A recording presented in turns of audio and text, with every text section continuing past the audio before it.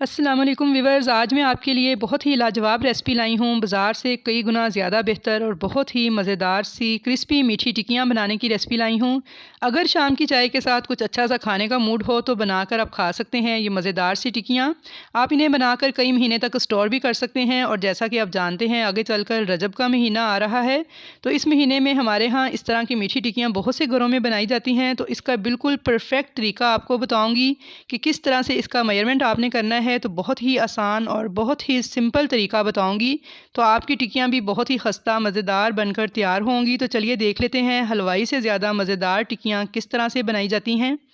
तो इसके लिए एक बाउल के अंदर मैंने 2 कप भर के मैदा लिया है और अब आधा कप से थोड़ी सी कम है सूजी। देखें भर के नहीं ली, थोड़ी सी कम है। इस तरह से ये सूजी इसमें ऐड कर दूँगी। अब इसके अंदर डालूंगी पिसा हुआ खोपरा लिया है मैंने 4 टेबल स्पून, यानी डेसिकेटेड नारियल, ये ऐड करेंगे। सफ़ेद तिल लिए हैं 4 टेबल स्पून, ये जान होते हैं इन टिक्कियों की, ये इसमें लाजमी डाले जाते हैं। ये तिल इसमें ऐड कर दूंगी। और अब साथ ही मैंने चीनी पीस के रखी हुई थी 1 कप पिसी हुई चीनी हम इसमें ऐड कर देंगे। सब्ज़ इलायची का पाउडर जो है वो इसमें ऐड करेंगे हाफ़ टी स्पून। इससे बहुत ही प्यारी खुशबू आएगी और बहुत अच्छा फ्लेवर आएगा हमारी टिक्कियों में से। 3 टेबल स्पून मैंने घी लिया है, उसे मैंने थोड़ा सा मेल्ट किया है, ये मैं इसके अंदर ऐड कर दूंगी। 3 टेबल स्पून आपने भर के घी के लेने हैं और ये इसमें डाल देने हैं। अब इन तमाम चीज़ों को हाथों से अच्छी तरह से मिक्स करेंगे और इस तरह से मुट्ठी बनाकर देखेंगे।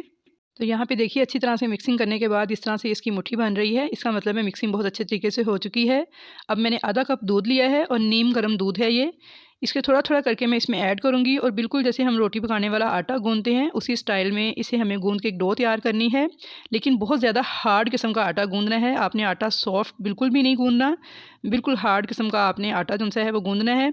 और इसके लिए आप पानी भी इस्तेमाल कर सकते हैं, लेकिन अगर पानी इस्तेमाल करना हो तो फिर इसके अंदर आप खुशक दूध 2 से 3 टेबल स्पून ऐड कर लीजिएगा।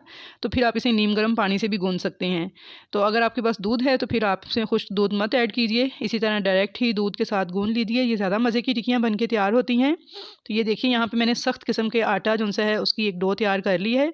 अब इसे अच्छी तरह से बंच लगाते हुए आपने गूंद लेना है।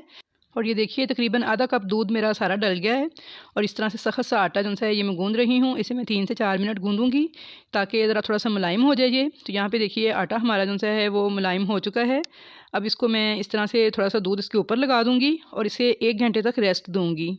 यहाँ पे 1 घंटा हो चुका है आटे को रेस्ट दिए हुए। तो अब इसे मैं निकाल लूँगी बाउल में से और इसे इस तरह से काउंटर पे रखे थोड़ा सा मैं इसे मज़ीद नीड करूँगी ताकि ये थोड़ा सा और सेट हो जाए, ताकि टिक्कियाँ हमारी परफेक्ट बन के तैयार हों। तो यहाँ पे देखिए मैंने इसे 1 से 2 मिनट तक मज़ीद गूंद लिया है और हाथों को मैंने थोड़ा सा ऑयल लगाया था। तो अब ये देखें इसे मैं इस तरह से फैला दूँगी इस काउंटर के ऊपर, बिल्कुल ऐसे मोटी सी एक रोटी की शक्ल में आप इसे फैला दीजिएगा, जहाँ तक हो सकता है इसे फैलाते जाइएगा। और अगर आपके पास बड़े साइज़ का काउंटर ना हो तो फिर आप इसके पोर्शन भी बना सकते हैं। अब मैंने एक बेलन लिया है, उसके ऊपर थोड़ा सा ऑयल लगा लिया है और इसको बेलूँगी मैं इस रोटी को। अब ना तो इसे बहुत ज़्यादा आपने पतला बेलना है और ना बहुत ज़्यादा बारीक, बस नॉर्मल सी बेलेंगे। और अगर आपने बहुत ज़्यादा खस्ता टिक्कियाँ बनानी है, बहुत ज़्यादा क्रिस्पी बनानी है, तो फिर आप इस रोटी को मज़ीद बारीक बेल लीजिएगा। लेकिन अगर आपने थोड़ी सी टिक्कियाँ जो सी नॉर्मल बनानी है तो फिर आप इसको मोटा बेलिएगा। तो यहाँ पे मैं बिल्कुल नॉर्मल बना रही हूँ, ना बहुत ज़्यादा पतली ना बहुत ज़्यादा मोटी। तो ये देखिए मैंने नॉर्मल सी जो रोटी है वो बेल ली है। और अब एक गिलास लेंगे, अगर आपके पास कुकी कटर हो तो आप वो भी यूज़ कर सकते हैं, वरना गिलास तो हर एक के घर में होता है। स्टील का गिलास लेके आप इस तरीके से इसमें निशान लगा लें। तो इस तरह से गिलास रख के इसे घुमाते जाएंगे। तो ये देखिए टिक्कियों के निशान बहुत अच्छे से आ गए हैं। अब बाकी सारा मटीरियल जो है वो हम इसके ऊपर से उठा लेंगे और इस मटेरियल की हम फिर से रोटी बेलकर इसी तरीके से सेम टिक्कियाँ जो सी हैं वो तैयार कर लेंगे। तो यहाँ पे देखिए सारा मटेरियल मैं उठा रही हूँ। तो व्यूअर्स अगर आप चैनल पर नए हैं तो आपसे हम्बल रिक्वेस्ट है कि चैनल को सब्सक्राइब कर लें, और जिन्होंने पहले से सब्सक्राइब किया हुआ है तो उनकी मैं तहे दिल से शुक्रगुजार हूँ। तो यहाँ पर आप टिक्कियों की मोटाई देख सकते हैं, बिल्कुल नॉर्मल सी है, ना तो बहुत ज़्यादा पतली और ना बहुत ही मोटी। अब मैंने एक कढ़ाई में ऑयल को गर्म किया है और बहुत ही अहम टिप मैं आपको देना चाहूँगी स्टेज पर कि आपने ऑयल को बहुत ज़्यादा गर्म नहीं करना, बस मीडियम गर्म करना है और हल्की आंच पर आपने टिक्कियों को फ्राई करना है। तेज़ गर्म ऑयल में आपने इनको फ्राई नहीं करना। और जब आप इनको ऑयल से बाहर निकाल रहे होंगे तो आपको ये बहुत ही नरम सी लगेंगी, लेकिन आपने घबराना नहीं है। जैसे ही ये ठंडी होती जाती हैं, हवा लगती है इनको, तो ये क्रिस्पी और खस्ता होती जाती हैं। तो बस प्यारा सा कलर आने तक दोनों साइड से इनको हम फ्राई कर लेंगे। और अगर कभी ऐसा लगे कि टिक्कियाँ टूट रही हैं या फट रही हैं, तो कभी घी या दूध कम ज़्यादा हो जाता है, तो फिर आप इसमें मज़ीद थोड़ा मैदा ऐड करके इसे गूँध लीजिएगा। इससे आपका मटीरियल ठीक हो जाएगा।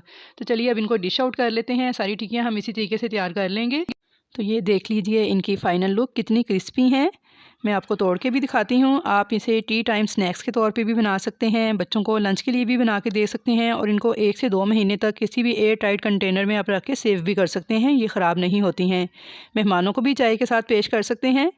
व्यूअर्स, आई होप कि आपको मेरी आज की ये रेसिपी बहुत ज़्यादा पसंद आई होगी। रेसिपी पसंद आए तो इसे लाइक और शेयर कीजिएगा। चैनल पर नए हैं तो चैनल को सब्सक्राइब ज़रूर कीजिएगा।